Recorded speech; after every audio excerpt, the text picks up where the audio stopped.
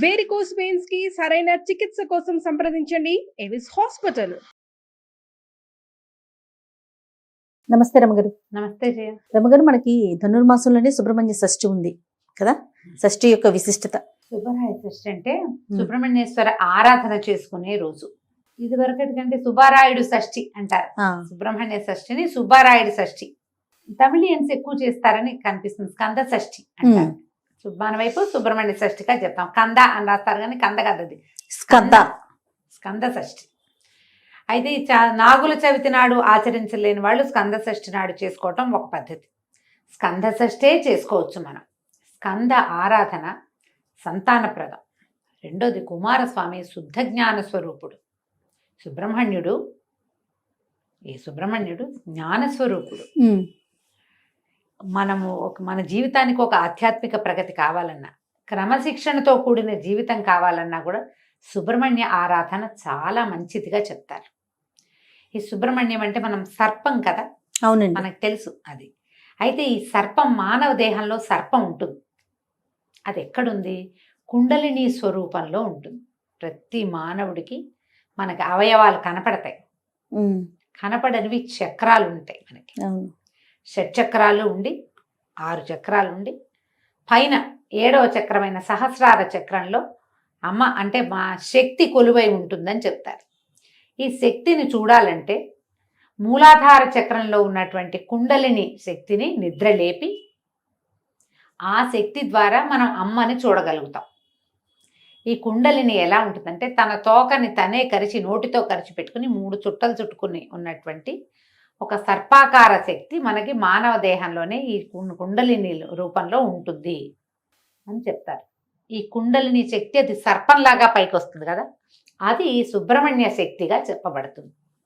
జ్ఞానం కలిగినప్పుడే, మనలో జ్ఞానం వికసించినప్పుడే మనం ఈ చక్రము ఆ చక్రాన్ని సరిచేయటము, అది మిగిలిన చక్రాలను భేదనం చేసుకుంటూ ఆ చక్రంలోంచి ఈ కుండలిని శక్తి బయటకు వచ్చి ఒక్కొక్క చక్రాన్ని దాటుకుంటూ చక్రభేదనం చేస్తూ తురీయ స్థితికి పై దాకా అది రావాలి అంటే కనుక జ్ఞానం కావాలి మనుషులకి. అంతేగా మనం ఈ కుండలిని భేదన చేసిన వాడు, చక్రభేదనలు చేసిన వాళ్ళు మన చుట్టుపక్కల కొంతమంది మహానుభావులు కనపడతారు.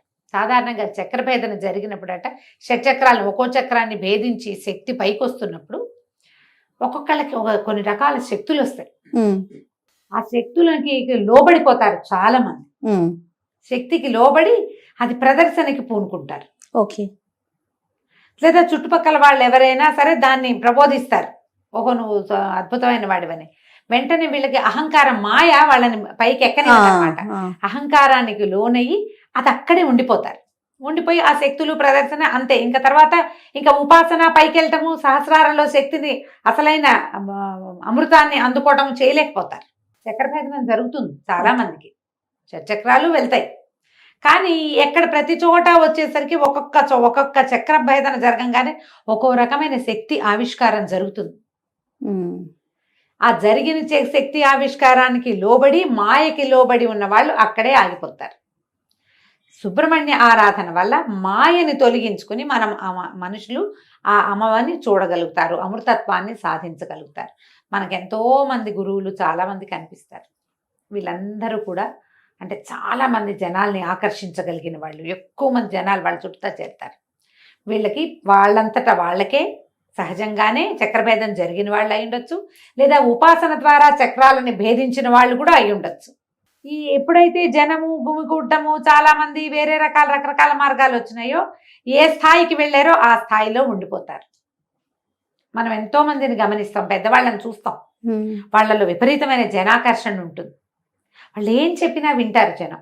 అవును, వాళ్ళ వెనకాల పరిగెడతారు, వాళ్ళనే పరమ గురువుగా భావిస్తారు కూడా. ఎంతమంది కనిపిస్తారు వాళ్ళలో కూడా. ఇప్పుడు ఈ అమృతత్వాన్ని సాధించి మనుషుల కోసం ఇలా ఉన్నవాళ్ళు కొంతమంది ఉండుండొచ్చు మహానుభావులుగా, లేదా అమృతత్వాన్ని సాధించలేక ఎంత మటుకు వెళ్ళారో అక్కడే ఆగిపోయిన మహానుభావులు కూడా కొంతమంది ఉంటారు. ఎవరైనా మహానుభావులే, అందులో తేడా ఏం లేదు. కాకపోతే వాళ్ళు ఎంతవరకు వెళ్ళారు, ఇంకా ఎంత వెళ్ళాలి అనే జ్ఞానాన్ని సుబ్రహ్మణ్యుడు ప్రసాదిస్తాడని చెప్తారు. మనం ఇప్పుడు మామూలు మనలాంటి వాళ్ళకి ఏం తెలిసాయా, ఇవన్నీ విని తెలుసుకుని చదువుకుని అంతే. ఆ, ఈ చక్రము భేదించడం అంటే ఏమిటో సాధారణ మనుషులకు అర్థమే కాదు. అవి నాకు అయిపోయింది అనుకుంటారు. అయిపోయిందంటే అవదది. నాకేమీ కాలేదనుకుంటే అయినట్టు. ఉమ్, ఏమీ అవదు, ఉమ్, దానికి సమయం పడుతుంది. కానీ ఆధ్యాత్మికమైన ఆలోచనలు, స్పిరిచువాలిటీ వేరు, మనకి డివోషనల్ వేరు కదా, నీకు తెలుసు కదా. అవునండి. భక్తి వేరు, ఇది వేరు. ఉమ్, స్పిరిచువల్ థింగ్ అనగానే ఆత్మకి సంబంధించిన జ్ఞానం వేరు, దీన్ని దాటింది. భక్తి అనగానే మన భక్తి ఎక్కడ ఆగిపోతుంది? పువ్వులు, పూజ అక్కడే ఆగిపోతుంది, ప్రసాదాలు. ఇక్కడే ఆగుతుంది. దాన్ని దాటి ముందుకెళ్తాం అనేది సుబ్రహ్మణ్య ఆరాధన వల్ల మనకి లభిస్తుంది. ఓ, ఈ సుబ్రహ్మణ్య ఆరాధన కూడా ఏదో శ్రోత్రియంగా ఏది కనపడుతుందో దాన్ని చేయటం కాకుండా ధ్యానము, తదేక దీక్ష, ఇవి చాలా అవసరం. ఉహుం, తరచుగా సుబ్రహ్మణ్య దేవాలయాలు దర్శించే వాళ్ళకి ఆత్మజ్ఞానం వైపు దృష్టి వెళ్ళటానికి అవకాశం ఉంది. ఓహో, ఆయన్ని ఆరాధిస్తే మన ఆధ్యాత్మిక ప్రగతి బాగుంటుంది. దానికోసమే కాకుండా లౌకిక జీవనానికి కావలసినటువంటి సంతానోత్పత్తికి సుబ్రహ్మణ్యుడే అధిదైవం. సంతానం కావాలంటే సుబ్రహ్మణ్యుని ఆశ్రయిస్తే సంతానం కలుగుతుంది. జాతకంలో నాగదోషాలు అవి ఉంటే, కుజదోషము, నాగదోషము కనపడుతుంటాయి, వాళ్ళు తప్పకుండా సుబ్రహ్మణ్య ఆరాధన చేయాలని చెప్తారు. సమీపంలో ఉన్న ఎక్కడ నాగనాథులు ఉంటారు, ఎక్కడ నాగప్రతిష్టలు ఉన్నా అక్కడ పూజించటం, సర్పారాధన, నాగారాధన చాలా మంచివి. సుబ్రహ్మణ్య స్తోత్రాలు కూడా కొన్ని అద్భుతమైన స్తోత్రాలని, సుబ్రహ్మణ్య భుజంగ ప్రయాతము, సుబ్రహ్మణ్య అష్టకం, సుబ్రహ్మణ్య సహస్రనామాలు, సుబ్రహ్మణ్య అష్టోత్తరము, ఏది సులువుగా మీకు చేసుకోగలిగితే అది చేసుకోండి. సుబ్రహ్మణ్య అష్టకం చాలా సులువు, 9-10 శ్లోకాలు చక్కగా నోటికి వచ్చేస్తాయి. రోజు చదువుకుంటే సంతానార్థులైన వాళ్ళకి మంచి ఉపయోగిస్తుంది. మీరు ఏదైనా చేయించుకుంటారు, IVFలు అవి ఇప్పుడు బోల్డ్ వచ్చినాయి కదా, అవి సక్సెస్ అవ్వాలన్నా భగవత్ సహాయం కావాల్సిందేనమ్మా ఖచ్చితంగా అండి కదా. అందుకని మీరు సుబ్రహ్మణ్య అష్టకం చదువుకోండి, ఉమ్, చదువుకుని ఏదైనా చేయించుకోండి. వైద్యానికి వెళ్తున్నారు, అదొద్దు, ఏ హోమియోపతి మందే వేసుకుంటున్నారు, అప్పుడు కూడా సుబ్రహ్మణ్య ఆరాధన చేసుకుంటూ హోమియోపతి వైద్యమే చేయించుకోండి. ఉహుం, దానికి వెళ్ళినా దీనికి వెళ్ళినా ఎప్పుడు కూడా భగవత్ సహాయం తీసుకోదలిస్తే సుబ్రహ్మణ్యుడు దీనికి అధిదైవంగా ఉంటాడు. ఉహుం. వివాహాలు ఆలస్యమైనా, సంతానం. సంతానం లేట్ అయినా, లేదా అబార్షన్లు అయిపోయే వాళ్ళు ఆహా. చాలా మందికి మిస్క్యారేజెస్ అయిపోతాయి, అవునవునవును. కొంతమందికి ఎక్టోపిక్ ప్రెగ్నెన్సీ లాంటివి వస్తాయి, వాళ్ళకు కూడా సుబ్రహ్మణ్య ఆరాధన మంచిది, స్కందారాధన మంచిది అనేది మనం ఎప్పుడు చెప్తూనే ఉంటాం. ఎందుకంటే ఈ స్కందుడు ఎన్ని చోట్లకో మారి ఎక్కడ ఇది కాకుండా జన్మించాడు. ఉమ్, ఎన్ని ప్రతికూల పరిస్థితులు వచ్చాయో ఆయన పుట్టుకి, అవును. అమ్మా నాన్నని కలవనివ్వల దేవతలందరూ కలిసి, ఆ. సహజంగా ఆయన పుట్టలేకపోయాడు, సహజంగా జన్మించలా. శివవీర్యాన్ని శక్తిలో నిక్షేపితం చేయలేకపోయారు, ఆ, పార్వతిలోకి రానివ్వలా దాన్ని. ఆ శివవీర్యం భూమి మీద పడింది, అగ్నిదేవుడు భరించాడు, అక్కడి నుంచి గంగానదిలోకి చేర్చారు. ఆవిడ శరవణంలో వదిలిపెట్టింది, దాన్ని అక్కడ వదిలేసింది, శ్వేతపర్వతం ఎక్కడ వదిలిపెట్టేసింది. వదిలేస్తే అప్పుడు ఇవన్నిటికీ ఎన్ని చోట్లకి జారినా కూడా చివరికి శిశువుగా మారాడు ఆయన. రెల్లు గడ్డిలో నుంచి. ఉమ్, అంతే కదా అమ్మగారు. శరవణ భవుడు, అందుకే కదా ఆ రెల్లులో జన్మించాడు.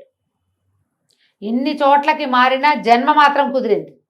ఆయన తారకాసుర సంహారం చేశాడు. తారకాసుర సంహారం కోసం జన్మించిన వాడు ఈయన. అంటే ఏదో ఒకటి సాధించడానికి పుట్టాడు.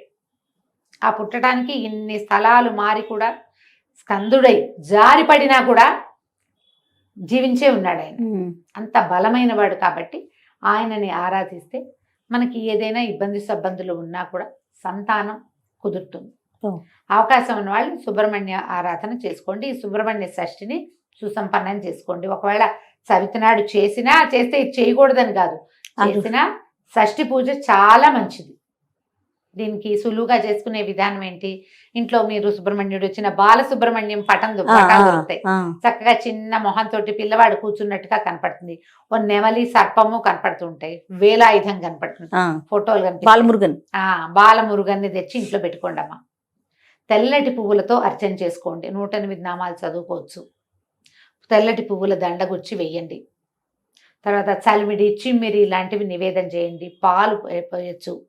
చిన్న వెండి పడగ తెచ్చుకుని ఆ పడగను పెట్టుకుని నామాలు చదువుతూ పడగకి పాలు పోయండి. ఎక్కడైనా పుట్ట ఉంటే దగ్గరలో పుట్టలో పాలు పోసరండి. నాగప్రతిష్టలు దేవాలయాల్లో రావి చెట్టు కింద కనపడతాయి, అక్కడ కాసిన పాలు పోసేయకండి, పోయండి కాసిని.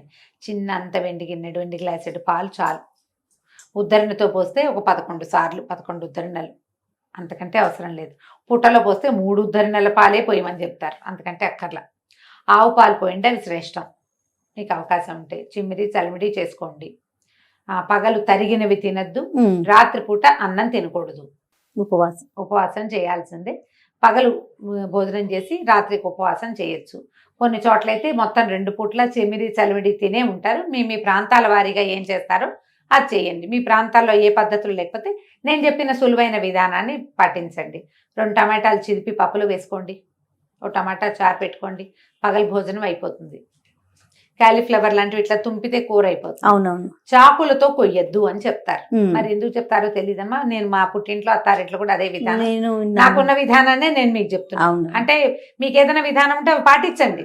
కుటుంబ విధానం ఉంటే పాటించడమే. మీకు ఏమీ లేదు మీరు చేయాలని భావిస్తే కనుక ఇలా చేసుకోవచ్చు. రాత్రికి చిమ్మిరి చలివిడి తినండి. ఏదైనా ఒక పండో ఫలమో, అరటిపళ్ళు మంచిదమ్మా. ఈ కోసుకునే పళ్ళు అవి తినకండి. చాకు ముట్టుకోవద్దు, అదే రూల్. కొయ్యొద్దు. కత్తిపి చాక కాకపోతే కత్తిపిటితో కొయ్యచ్చా అని అడగండి.